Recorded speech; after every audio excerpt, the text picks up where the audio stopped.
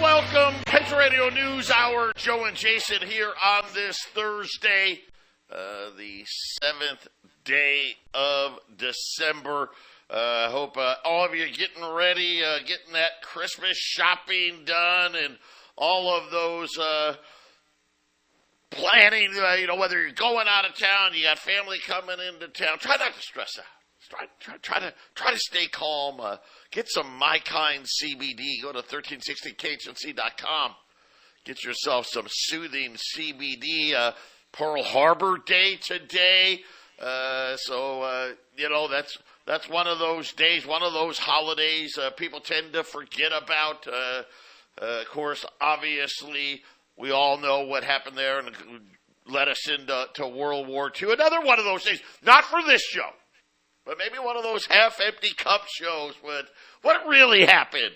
How did they really blow up Pearl Harbor? Were we really caught that off guard or not?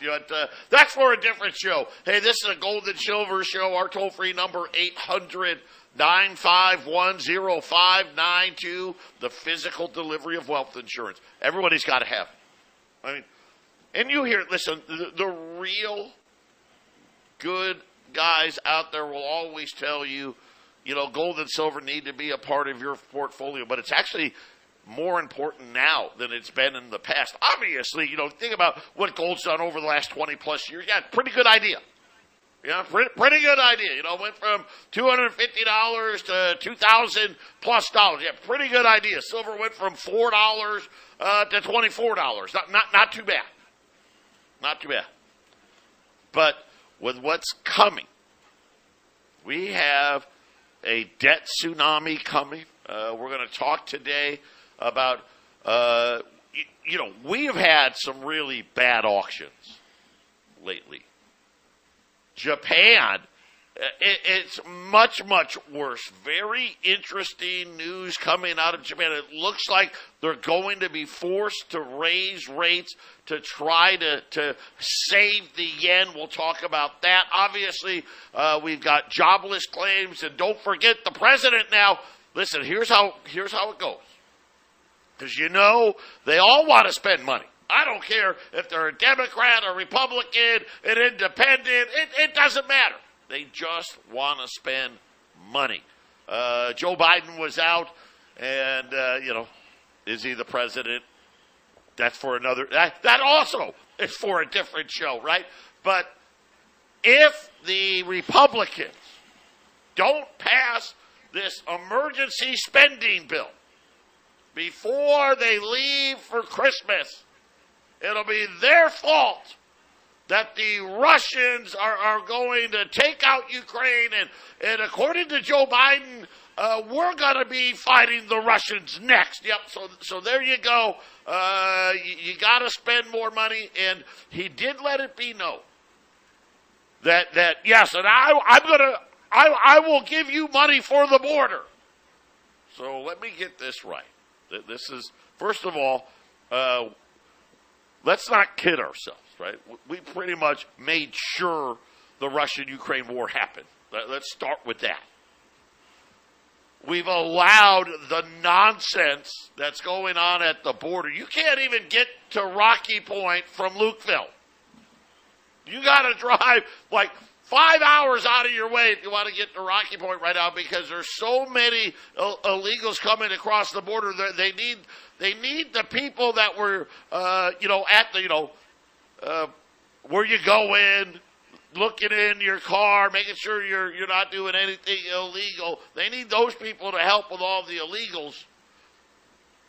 But how many terrorists, how many people that hate America have come in? I don't know. We know put it this way, it's more than zero, right? We're talking about, almost 3 million people. Where are they going to live, right? Who's paying for it all? But apparently, Jason, that's okay. But now that you won't give me money for Ukraine, now I'm going to do something. Right? As long as you give me money for Ukraine, then I'll do something at the border. Don't you love Congress? Yeah, well, and there's always that thing where they budget. They budget the money. This goes to this section. This goes to that section. Once the money has been allocated, okayed, that doesn't mean it's necessarily going there, Joe. Right? We don't know if it's all going to Ukraine. Maybe somebody in Congress has his own pet project, and well, I support the Ukraine effort, so give me a big chunk of that. Oh, that's okay. Yeah, Ukraine money can go there. That's the whole thing. You can't trust that the money's actually going to Ukraine.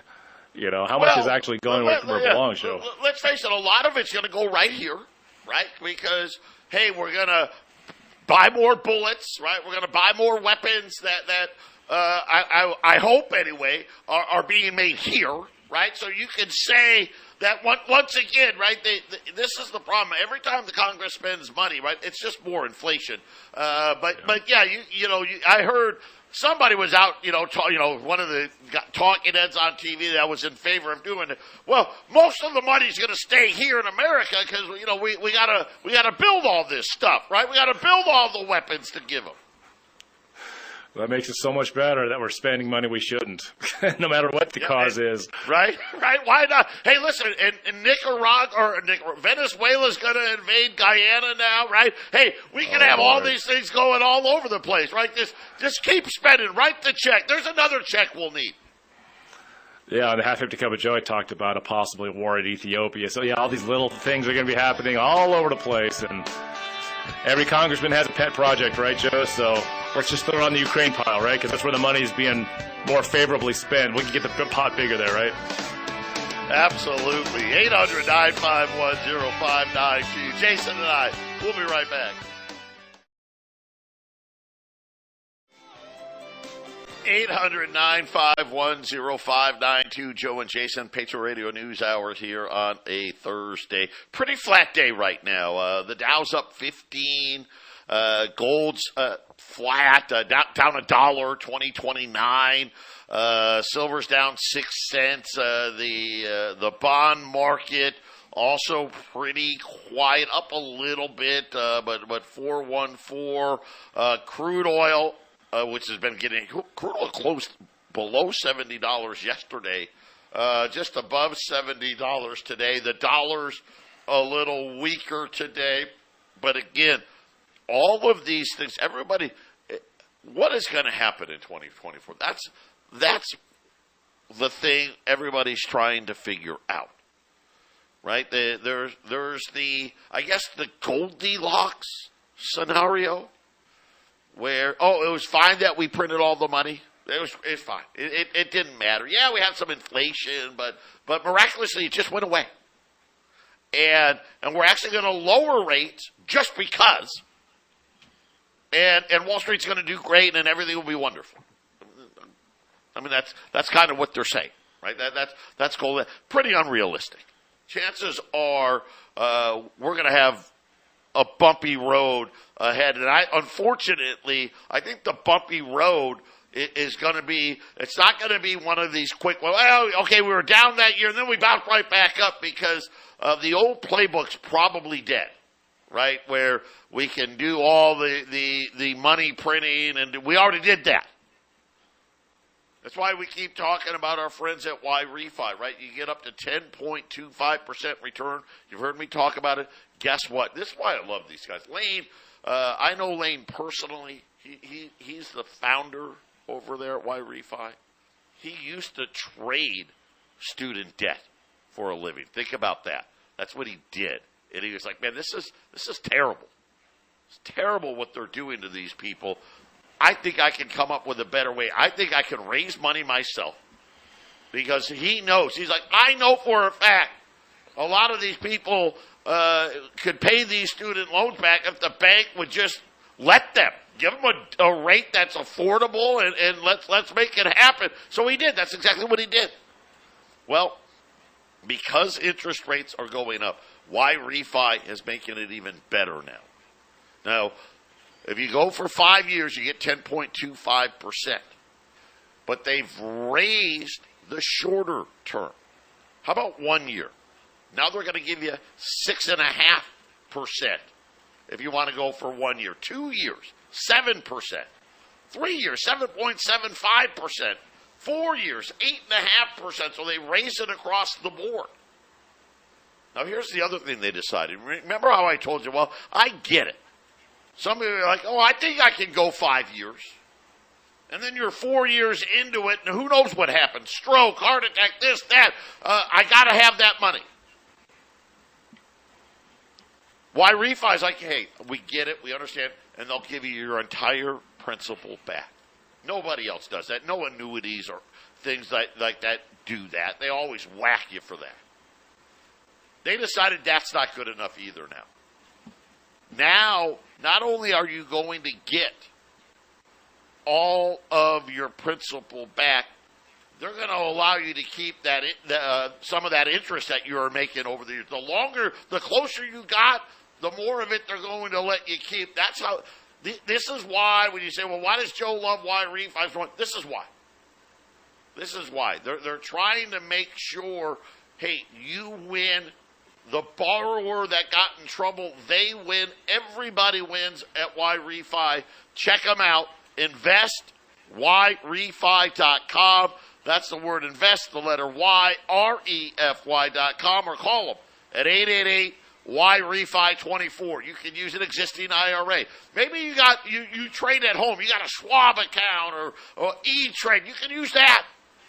Some of you can even use your 401k. So check them out. 888-YRefi24. Jason, a lot happening, right? We got the big jobs number tomorrow, but today we had jobless claims. So yesterday we had ADP. It was light, but it wasn't, it wasn't terrible, right? But it was lower than expected, about 100,000 jobs. I think the big thing that stuck out was the big drop in jobs in leisure and hospitality, because that's healthcare, leisure, hospitality, that's bars, restaurants, right, hotels. That's where really all the growth is to begin with. And now it looks like the leisure guys have put their arm up. Walmart, we talked about the comment from the Walmart CEO about the shoppers. Later, he talked about the employees. And Jason, according to Walmart, there is no more, they have no problems anymore hiring. The hiring shortage is over. Wage pressures, right? In other words, Walmart says, hey, we're paying more, but it's just a little bit, right? We're not, no more, you're not going to get $20 an hour for a job that paid $15 anymore. And we saw that with Jolt's jobless claims today, 220,000. That's not horrible. Yes, that's higher than what it's been by and large, but still not bad. The one outlier, California, for whatever reason, and who knows, it's California. They could have been slow processing. I don't know. They took a lot off of that number without California. If California had been where kind of everybody else was, this number would have been a lot higher, like by 20, 30,000 higher. I don't know. So we'll see continuing claims staying right around that 1.9 million level. And again, and all of this, of course, seasonally adjusted, Jason. Right, and I'll say this with Walmart saying, hey, we don't have problems hiring. To me, this is not a good time to be in middle management. Because the way you cut expense, because all these companies have to cut expenses, you take the lesser skilled middle management positions and you fill them with these new hires at a lower cost per hour. That's what these companies are going to start doing. So if you're not really important in whatever corporate job you have, you better make yourself important quick, right, Joe? Yeah, you don't want to be semi-important, right? You don't want to be semi-important. Challenger Gray in Christmas. 45,510 employee-based job cuts. Remember, they track the big ones when you got to let the state know. And then this note, and this is kind of what we said earlier this year. Seasonal hiring is at the lowest level for this point in the holiday. I mean, this is prime holiday season now. I mean, we're 3 weeks from Christmas? I mean, this is it. It's at the lowest point in over a decade. And I think that goes with what Walmart was saying, which was, you know what, we filled all the positions, and we really don't need that much extra help because we've got everything full, and that seems to be enough.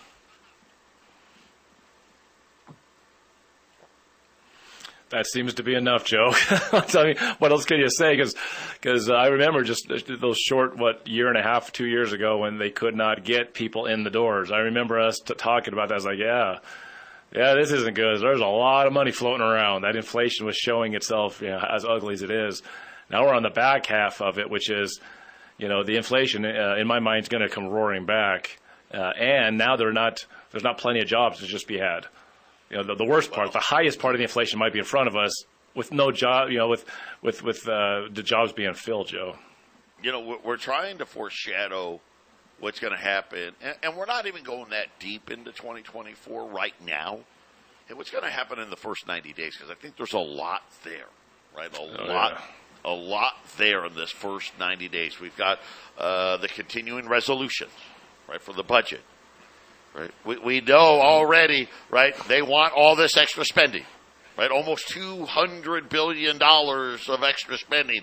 And now, let's face it, Venezuela and Guyana, I don't know what's going to happen there, but already the Department of Defense, Bilkin was out saying, we got you, Guyana, don't worry. So who knows, we can spend even more money there. But it's going to be interesting. Are we going to get a higher number of layoffs?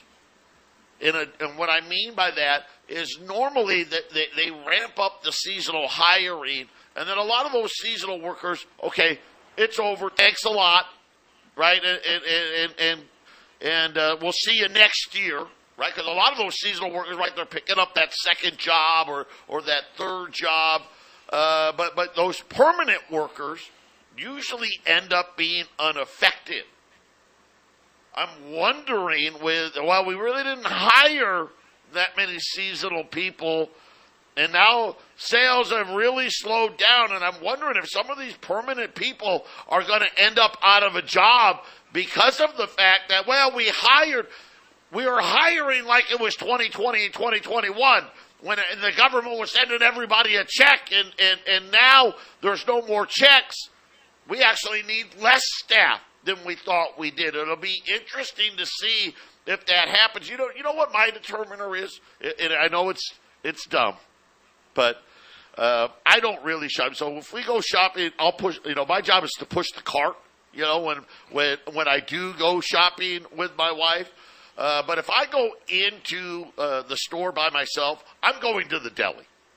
Right, that's where I'm going, right? Because I'm going to give me something pre-made, make me a sandwich, something, and I'm in and I'm out. I'm not messing around. I'm just going to get some food, and I'm going to go right back out. A lot of the places, they couldn't even staff the deli, right? It would just be closed, or I got a person, but there's no hot foods. We're not making the chicken and the chicken strips and all. Jason, all the delis are full again. Everybody's working. They got all this left going. Just kind of tells us that the excess need to hiring seems to have gone away. That's right. And then we talk about the reverse repo emptying about that time in those first 3 months. But also in the first 3 months, especially the first 2 months, all these homeowners are going to get their brand new high-taxed, 30% higher taxes on their home hitting them. I think a lot of people don't think about that until the thing comes in the mail, Joe. All these factors hitting you all in those first couple of months, like you said, Joe, is going to make people have to make a lot of hard choices right at the beginning of 2024. It's going to be, I think that there's a lot there. Like you said, the reverse repo, what's going to happen. We got to remember also we got another Treasury announcement in the first 90 days. They already know, hey, we're short money, right? We need more money in the checkbook to get us to April 15th.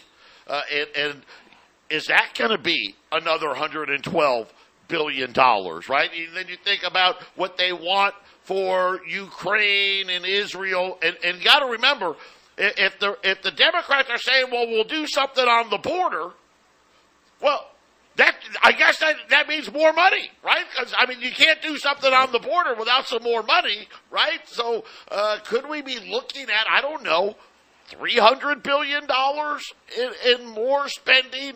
And again, when we going back to that reverse repo, that's about, not quite half of what's left in the reverse repo. And then that's also, you got to remember, the continuing resolutions.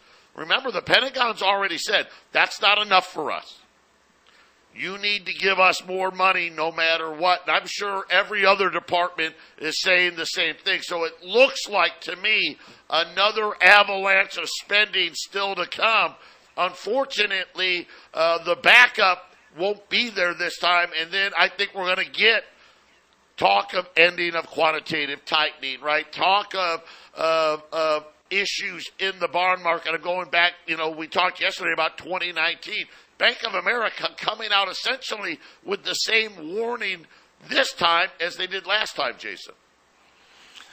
That's right. And with all these government offices and needing more and more money, I mean, this is just the product of that inflation. All the expenditures of all those government bloated three-letter agencies, Joe, they're dealing with the higher expense of doing business also. So it's just what inflation does, Joe. It makes everything tougher, doesn't it?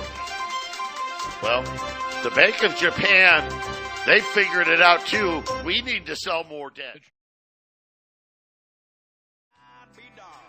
800-951-0592. Joe and Jason, Patriot Radio News Hour here on this Thursday.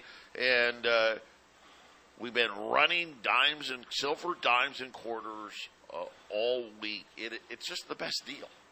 It's the best deal if you're looking to add to silver. And the silver setup, it was really good this year. Think about what it did this year. Okay? Really, I mean, silver was at $18. Now it's almost $24. I mean, that's big. But all this year did, it took all the excess silver that was out there and got rid of it all. There is no more extra silver laying around out there. Remember, Jason and I, we did that silver show a couple of days ago. In the last 2 years, almost 500, well, a little over 400 million ounces of silver have disappeared. In other words, mining has been short 220, 230 million ounces. But the previous 11 years, there was a stockpile. There is no stockpile going into 2024. And again, we talk about the gold to silver ratios. Just getting the ratio in line puts silver between $32 and $40. But then you factor in shortages, and everything. The table is set for that move. It took a couple of years to wipe out that excess inventory, and we know how mine supply goes. You just can't add it, right? You just can't. Okay, I snap my fingers and I click my feet, and miraculously, here's 200 million more ounces of silver. It doesn't work that way. Rolls of silver dimes, they've been $100 all week. That's a great price. Today, if you buy 50 rolls or more, $95. Below $100. And I don't mean to laugh, it's crazy. Silver quarters. Now remember, the rolls of silver quarters, twice as much silver, $10 face value versus $5 face value. 50 dimes versus 40 quarters. They're $200. You buy 25 rolls of quarters today or more, you can buy 50, 100. $190 on silver quarters. And then, of course, the $20 gold piece. This is when you talk about what is the staple when it comes to gold, where I can be private, I can buy it, I can sell it, I can trade it. I don't have to worry about 1099s and Social Security number. I don't have to worry about anything. That's the $20 gold piece. $20 Liberties, 1866 to 1907. And you know what? Most people that never have bought gold before, when they think 1866 to 1907, these things are going to be ugly. They're going to be all worn out, flat, and nasty. Man, gold is durable. I mean, you really have to try to affect gold, and they put some copper in it to give it hardness. I mean, they're very durable coins. So most people are blown away at how nice they look. But they're $22.75, 20 or more, $22.60 at 800-951-0592. And now we have another thing to worry about. The Bank of Japan, the deputy finance minister, he kind of warned yesterday. Today, their version of Jerome Powell, their head of their central bank, he took it up a notch, and it now appears that the Bank of Japan is going to need to raise rates again because the auctions are so bad there. They had a 30-year auction where essentially almost nobody came. And this will, they're at the point now, Jason, in Japan, you know, interest rates, like if you're like in the bank accounts, right, they're negative interest, they're actually going to have positive interest rates on bank accounts if they make this next move.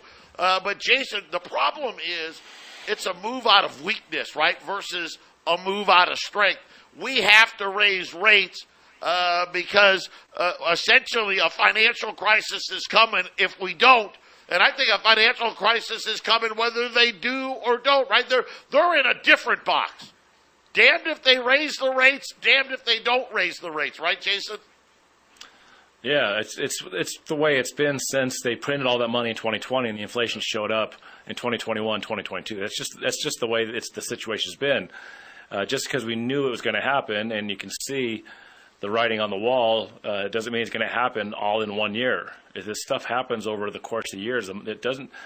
Unfortunately, that first dollar spent, it takes a while for it to bounce all over the place, right, Joe, and actually do the work that each dollar has a lot of work to do once it's put into creation. That's why it's so disturbing when you see the trillions that were printed. Those are trillions of dollars bouncing around. This reverse repo, for example, that's where the overflow went because they knew the damage was going to happen and they wanted to try to time it.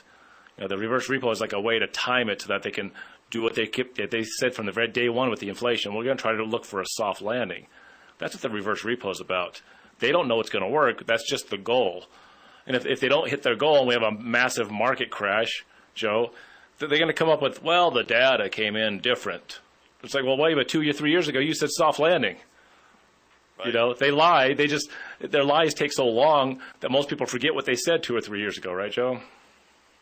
Well, and that's the beauty of it, right? And again, they make you think it's long. We know. So my youngest son just turned 21 last weekend. 21. Now, that's a long time. A year isn't that long. But again, they give that illusion, right? It's fine for them to say soft landing because they knew. Well, we can say soft landing right now because it's not going to happen till 6 months from now, a year from now. We can do the soft landing, and of course, that reverse. We've got to remember. Just look at that reverse repo. That was $2.5 trillion being pumped into the economy. That wasn't in the economy. That's kind of how did we get, for most of us, how did we get an extra year? That's how we got the extra year. The big question is, what happens when that money runs out? And that's kind of what we're all talking about. That's why you need to be buying gold and silver now, because believe me, when the money runs out, that's when we're going to really find out what's happening. Patriot Radio News Hour. We'll be back after the break.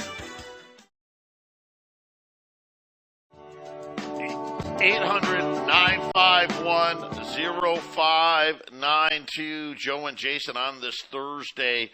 We got jobs number tomorrow. Now, we'll wait and see what it comes in at. But based on what we've seen from ADP and now jobless claims, I think it's safe to say, Jason, it won't be a blowout number. It looks like, to me, it'll be one of those numbers that'll be a lower number than what we've seen. But I don't think it's going to be, a negative number, but something that's low enough to stay with the, hey, no rate hikes, and we'll see, potentially maybe low enough that people say, see, this is why we need to have rate cuts. I actually agree with that. I think that's where we're going to see, probably even through December. I think the numbers are going to kind of bear that out. I think it's next year that the numbers are. It's been slowly getting worse, right, Joe? It's just, once again, we've been talking about how slow this thing is moving. Next year, there'll be more time for the numbers to look worse and worse and worse. And at some point, there will be a big falling off, and you'll get all the emergency on the news cycle. And, of course, then you're going to have demand. Well, you won't hear, hey, there's urges for the Fed to have a rate cut. There'll be demands on the Fed for a rate cut. And then we'll see how many they can get away with, right, Joe? This is another thing. When I look at like Bitcoin, that's another sign that things aren't good, right? Because that's people saying, hey, I want out of the dollar, right? Or I want out of the yen, or I want out of the euro, wherever that demand is coming from. And we really don't know how this is all going to work out. We speculate here that most of them are probably going to go away, but like Bitcoin and maybe Ethereum and a few others may stick around. But we don't know that. I loved the concept of Bitcoin. I did. I hate it right now because the billionaires have taken control over it, right? It's all regulated. They want it all regulated, and they're buying up, hundreds of thousands, millions of Bitcoin, right? Keeping it all for themselves. But Jamie Dimon, so the banks, all right, in case you didn't know, the banks were testifying in front of Congress yesterday because the FDIC, along with the comptroller of the currency and the central bank to a certain extent, know the banking sector is unsafe. They know it. And they want to change the rules on these banks. So remember, they changed the rules after the financial crisis and said, hey, your reserves, most of them have to be in what we can consider a Tier 1 asset. Treasuries, gold's a Tier 1 asset. I wish they would put it in the gold. They'd be better off. But you got to have those Tier 1 assets, X amount of them.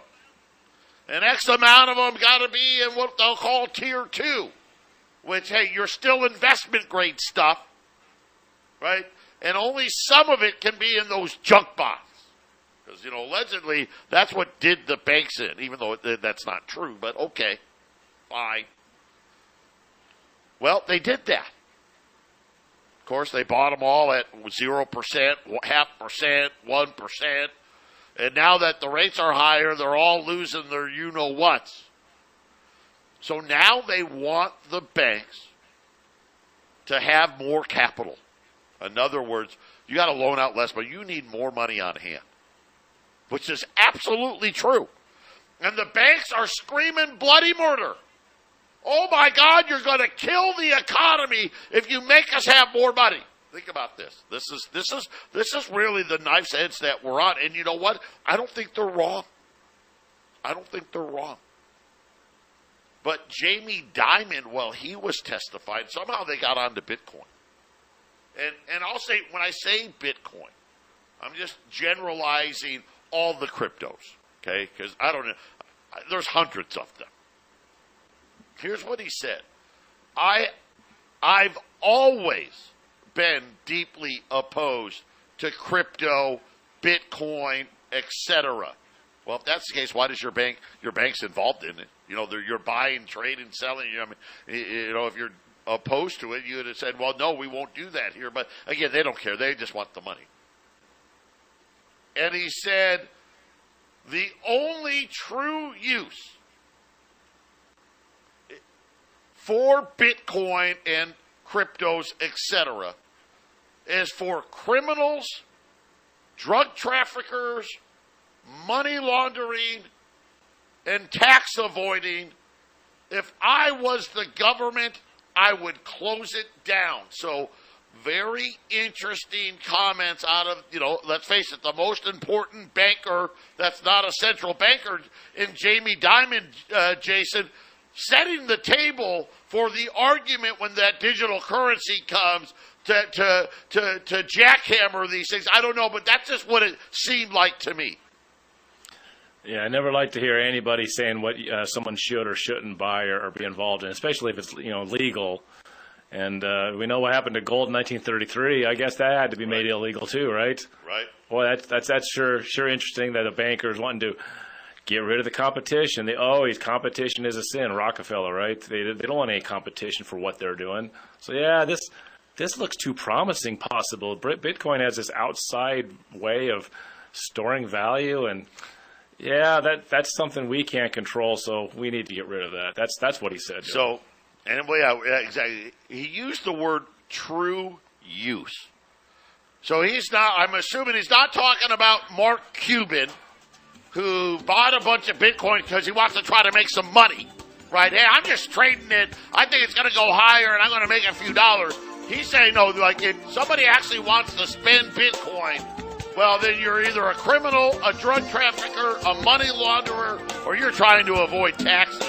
Wow. That's a pretty broad. Don't they say that about cash, too? Patriot Radio News Hour. We'll be back after the break.